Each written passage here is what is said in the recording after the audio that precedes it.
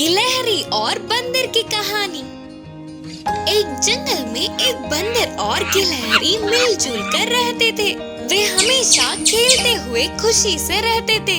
बंदर ढाली पकड़कर एक पेड़ से दूसरे पेड़ पर उछल रहा था तो गिलहरी उसका पूंछ पकड़कर हंसते हुए मजे लेती थी। गिलहरी पेड़ पर बहुत ऊपर तक जाकर फल तोड़कर नीचे फेंकती थी। उतनी ऊपर तो बंदर भी नहीं पहुंच पाता था। ऐसे बंदर खुश होकर वह मीठे मीठे फलों को खाता था। एक दिन बंदर को गिलहरी एक पत्थर पर बैठकर रोती हुई दिखी। कितने हंसाने की कोशिश करने के बावजूद वह नहीं हंस रही थी। तभी बंदर ने उसे अपने गोद में बिठाकर पूछा, अरे गिलहरी, क्या हुआ तुम्हें? हमेशा हंसते हुए खुश रहने वाली तुम, आज क्या हुआ? कितनी चुप हो गई है? फिर वह गिलहरी ने आसमान में एक कौवे को देखता हुआ कहा, बंदर मामा, वो कौवा आज मुझे देखकर तुम कितना भी उछल लो, तुम्हें रहना तो जमीन पर ही है और पेड़ पर ही है। मेरी तरह आसमान में एक बार भी उड़ सकते हो क्या? बोलकर चिढ़ाया। मुझे भी ऐसे एक बार आसमान में उड़ना है। बोलते हुए फिर से दुखी हुई। उस पर बंदर ने हंसते हुए कहा, बस इतने से बात के लिए तुम इतने दुखी हो? मैं कभी कभार बाजू के गांव में जाता हूँ ना, वहाँ के बच्चे पतंगों को कागज से बनाकर उसको रस्सी से बांधकर हवा में उड़ाते हुए खेलते हैं। उस पतंग से तुम्हें बांधकर उड़ाया तो उस कौवे से क्या, हंस से क्या, चील से भी ऊपर जा सकती हो। तुम यहीं पर यह अमृत खाओ। मैं जाकर किसी भी तरह एक पतंग हासिल करके 1 घंटे में पहुंचता हूँ। बोलकर बंदर गाँव गया। उधर एक घर के बाहर पलंग पे रखी हुई एक बड़ी पतंग को और रस्सी को उठा लाया। गिलहरी को सावधानी से पकड़ के रस्सी से बांध कर कहा, हवा से आसमान में पतंग यहाँ वहाँ ऊपर नीचे इधर उधर उड़ता रहता है। तुम बिल्कुल भी डरना नहीं, और अचानक रस्सी छूट जाए तो इसी जंगल में वो किसी पेड़ पर ही गिरता है। तभी मैं आकर पेड़ों पर खोदते हुए तुम्हारे पास आऊंगा। बोलकर बंदर ने डर को दूर करके पतंग को हवा में उड़ाया। गिलहरी ठीक है बोलकर ऐसे ही खुश होकर हवा में उड़ते हुए कौवे को देखकर बोलकर चिढ़ाने लगी। भास और लोमड़ी की कहानी। एक जंगल में माँ हाथी और उसकी बच्ची रहते थे। वे दोनों खाने के लिए पूरे जंगल में घूम रहे थे। एक दिन उनके ऐसे घूमते हुए नन्ही हाथी पर एक बड़ी सी डाल टूट के गिरने पर वो वहीं मर गई। उसके इकलौते बच्चे को मर जाने पर माँ हाथी रोने लगी। वह रोती रही और वह ऐसे अपनी बच्ची को छोड़कर नहीं जा पा रही थी। ये सब एक बाज पेड़ से देख रहा था। हाथी के बच्चे के शरीर को देखते ही उसके मुंह में पानी आ गए, लेकिन उसकी माँ उधर से जा ही नहीं रही थी। रात ढल गई तो उसका जमीन पर घूमना मुश्किल था। ऐसे चालाकी से सोचकर हाथी के पास जाकर बोला, दोस्त, और कब तक ऐसे रोती बैठोगी? रात हो गई तो सारे भूत यहाँ पहुँच जाएंगे, इसीलिए तुरंत ये जगह छोड़कर चले जाओ, यही तुम्हारे लिए अच्छा होगा। बोलते हुए जल्दबाजी करने लगा बाज। इतने में ही उसी तरफ से गुजरने वाली लोमड़ी ने भी देखा। उधर मरे पड़े हाथी की बच्ची को देखते ही उसके मुंह में भी पानी आ गए, लेकिन उससे पहले ही उस शरीर के लिए बाज का इंतजार करना उसे अच्छा नहीं लगा। उस माँ हाथी को किसी भी तरह रात होने तक रोक पाए तो इस बात की भला टलेगी और वही उस शरीर को खा सकेगी करके सोचकर धीमे धीमे वहाँ आकर बोली, अपनी बच्ची को ऐसे छोड़ के जाने के लिए तुम्हारा मन कैसा हो रहा है दोस्त? थोड़ी देर देर के लिए रुक जाओ। कब क्या हो जाए किसे पता, और कौन बोल सकता है, बोली लोमड़ी। इस तरह उस माँ हाथी को उधर से भगाने के लिए भास और रोकने के लिए लोमड़ी कोशिशें करने लगे। इतने में जंगल की वन देवी प्रत्यक्ष हुई। अपनी बच्ची को दूर होने पर माँ हाथी का दुख देखी। देवी ने अपनी शक्ति से हाथी की बच्ची को फिर से जिंदा किया। इससे माँ हाथी की खुशी का ठिकाना ही न रहा। अपनी चालाक बुद्धि से सामने वालों के दुख को भी अपने फायदे में बदलने की कोशिश करने वाले बाज और लोमड़ी को वन देवी ने बंदी बना लिया और वहाँ से गायब हो गई। इस कहानी की नीति है कि सामने वालों की हर बात अपने भले के लिए नहीं होती। जादुई चूहे की कहानी। एक गांव में कोटैया नाम का एक किसान रहता था। कोटैया के पास बहुत जमीन था। उसके खेत में सारे तरह के फसल उगाता था, पर वो बहुत ही खड़ूस था। बिल्ली को भी एक दाना नहीं देता था। तो कोटैया के घर में बहुत सारे चूहे थे।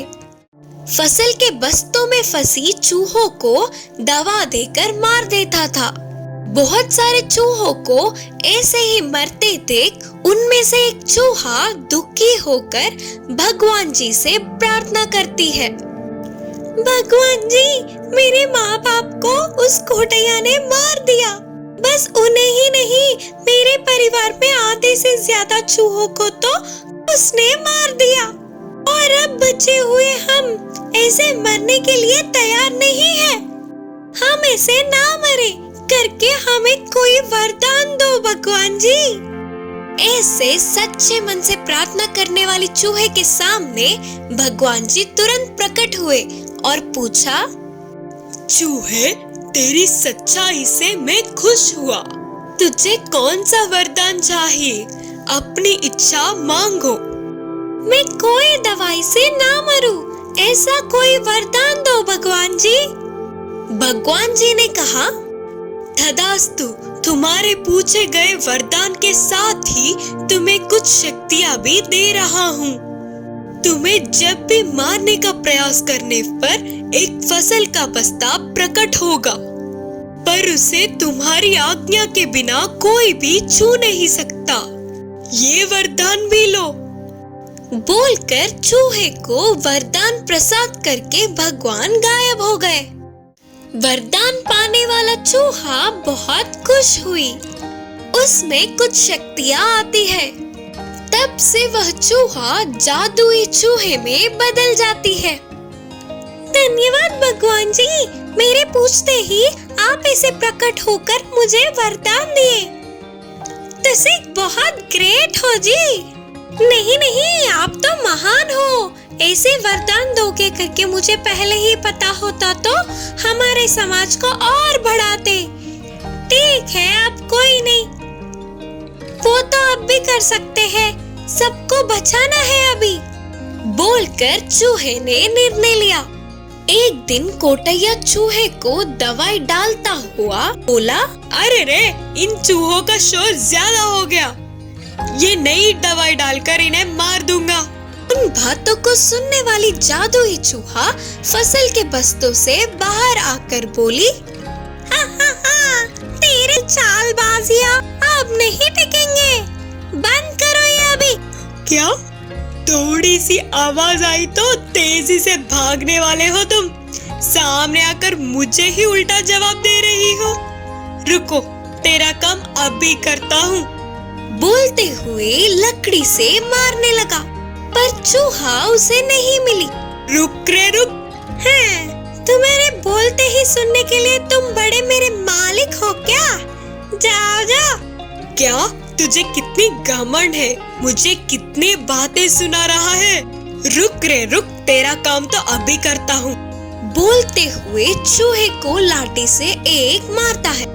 उस चूहे को मार लगते ही वहाँ तुरंत एक फसल का बस्ता प्रकट होता है। उसको देखते ही झटका खाने वाला कोटैया पास गया तो वो बस्ता बाहर के फसल का ही है। कोटैया खुश होकर उसने उसे छूने की कोशिश की, पर उसके हाथ नहीं लगी। ऐसा क्यों हो रहा है करके कोटैया सोच रहा था, तो तभी चूहे ने कहा, मैं जादू ही चूहा हूँ, मुझे मारोगे तो ऐसे फसल आते हैं, पर उसे तुम छू भी नहीं सकते। मैं आज्ञा दूं तो ही तुम्हारे पास आएंगे। कोटैया ने कहा, अच्छा, पर ये कैसा हो सकता है? ठीक है, छोड़। इतने दिन मेरे फसल को तुमने खाया ना, अब तुम्हारे जादू से और भी फसल के बस्ते दिलाओ ना। मेरे परिवार में आधे से ज्यादा लोग तुम्हारी वजह से मुझसे दूर हुए। तुम्हें मैं मदद करूं? तुम किसी का मदद नहीं कर सकते। तुम्हें मैं क्यों दूं? बिल्कुल नहीं दूंगा। अरे यार, ऐसा मत बोलो चूहे। मेरे किए गए कामों के लिए मुझे माफ करो। ये फसल के बस्ते को मुझे दे दो ना यार।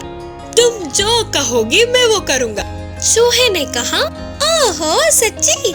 तुम्हारी इच्छा को देखकर लगता है कि कुछ भी करोगे तुम। ठीक है, फिर अब से हमारे ऊपर कोई दवा नहीं डालोगे। तुम्हें आए हुए खेत में से थोड़ा गरीबों को दान करोगे। तब कोटैया मन में सोच रहा था कि इस जादुई चूहे से ज्यादा लाभ लेके बहुत कम लाभ बता दूं तो हो जाएगा। सोचकर खुशी में बोलने लगा, हाँ, ठीक है, तुम जो कहोगी वही करूँगा। तब से कोटैया उस चूहे के मुताबिक ही करता है। असली बात ना जानते हुए चूहे के जादू से आए हुए फसल को अपने खेत में डालने की सपने देखता है, और जादुई चूहा उसके परिवार को बढ़ाते हुए खुशी से रहता है। चूहा और मेंढक।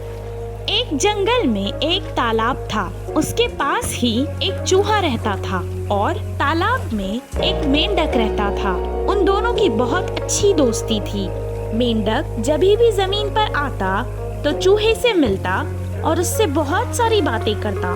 वो दोनों ऐसे ही बात करते करते सुबह से शाम कर देते और बहुत खुश रहते थे। चूहे को हमेशा नदी के दूसरे किनारे के खेत पे जाकर वहाँ के भुट्टे खाने थे, लेकिन उसे तैरना नहीं आता था और वो डरता था। उसे जाना तो होता था, लेकिन उसकी हिम्मत नहीं होती थी। एक दिन उसे एक उपाय आया। मैं अपने दोस्त की मदद ले लेता हूँ। मैं उस पर बैठकर नदी को पार कर कर चला जाऊंगा और आज तो किसी भी तरह से मैं भुट्टा खा के ही रहूंगा। वो तुरंत अपने दोस्त मेंढक से मिलने नदी के पास गया और उसे आवाजें लगाने लगा। दोस्त, ओ मेरे मेंढक दोस्त, कहाँ हो? मुझे तुमसे बात करनी है। उसकी आवाज सुनकर मेंढक तुरंत बाहर आ गया और कहने लगा, क्या हुआ दोस्त? क्यों बुला रहे थे? क्या परेशानी है? परेशानी तो कुछ नहीं है, पर तुमसे एक मदद चाहिए थी। क्या तुम मेरी मदद करोगे? हाँ मेरे दोस्त, तुम तो मेरे बहुत अच्छे दोस्त हो। तुम कहो तो सही, मैं क्यों मदद नहीं करूँगा तुम्हारी। मुझे नदी के उस पार जाना है। वहाँ जाकर मैं भुट्टा खाना चाहता हूँ। तुम मुझे नदी के पार करा दोगे? मैं तुम्हारे ऊपर बैठकर चला जाऊंगा। नहीं नहीं, तुम मेरे ऊपर नहीं बैठ सकते। तुम बहुत भारी हो। ऐसे में हम दोनों ही डूब जाएंगे। अच्छा, तो मेरे पास और एक उपाय है। एक काम करते हैं, मैं एक धागा तुम्हारे और मेरे पैर से बांध देता हूँ। उससे तुम तैरते हुए जाना और मैं तुम्हारे पीछे आ जाऊंगा। मेंढक उसकी बात से खुश नहीं था, फिर भी अपने दोस्त की खुशी के लिए उसने कहा, ठीक है। चूहा तुरंत अपने पैर को मेंढक के पैर से बांध दिया। मेंढक जैसे ही नदी में कूद गया तो चूहा भी खींचा चला गया। मेंढक तो मजे से तैर रहा था, पर चूहा वजन होने के कारण डूब रहा था। चूहा आगे तो जा रहा था, पर पानी में बार बार डूबता जा रहा था। वो बहुत कोशिश कर रहा था, लेकिन बहुत डूब रहा था। वो थोड़ी देर बाद थक गया और धीरे धीरे तैरने की कोशिश करने लगा। ऊपर से एक हंस आया और चूहे को देखकर उसे अपने मुंह में पकड़ लिया और उड़ गया। लेकिन चूहे के साथ बंधा हुआ मेंढक भी उसके साथ खींचा चला गया।